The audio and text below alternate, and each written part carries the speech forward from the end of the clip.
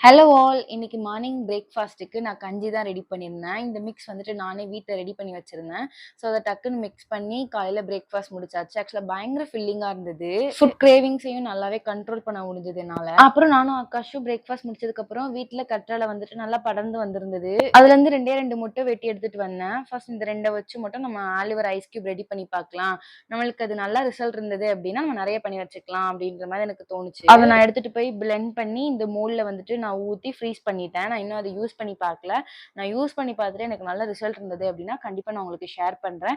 இன்னைக்கு என்னுடைய hair wash டே. நம்ம சேனல்ல பார்க்குற எல்லாருக்குமே தெரியும். நான் வந்துட்டு ஹேர் பேக் இல்லாம நான் ஹேர் வாஷ் பண்ணவே மாட்டேன் அப்டின்ட்டு. நான் இன்னைக்கு வந்துட்டு நெல்லிக்காய் பவுடரும் அண்ட் தயிரும் வந்துட்டு மிக்ஸ் பண்ணி நான் ஹேர் பேக் எடுத்திருக்கேன். உங்களுக்கு வேணும்னா இது கூட லெமனும் ஆட் பண்ணிக்கலாம். நான் ஹேர் பேக் போற 2 மணி நேரத்துக்கு முன்னாடியே நான் ஆயில் வந்துட்டு நல்லா அப்ளை பண்ணி மசாஜ் பண்ணி வச்சுக்கிட்டேன். இப்போ நம்ம ஹேர் பேக் அப்ளை பண்ணதுக்கு அப்புறம் 20 மினிட்ஸ்க்கு அப்புறம் ஹேர் வாஷ் பண்ணிட்டு வந்துடலாம். இப்போ என்னோட ஹேர் பாருங்க பயங்கர ஸ்மூத்தா இருக்கு. இந்த மாதிரியான வீடியோஸ் உங்களுக்கு பிடிக்கும் அப்படின்னா என்னோட சேனலை சப்ஸ்கிரைப் பண்ணி வச்சுக்கோங்க. பாய்.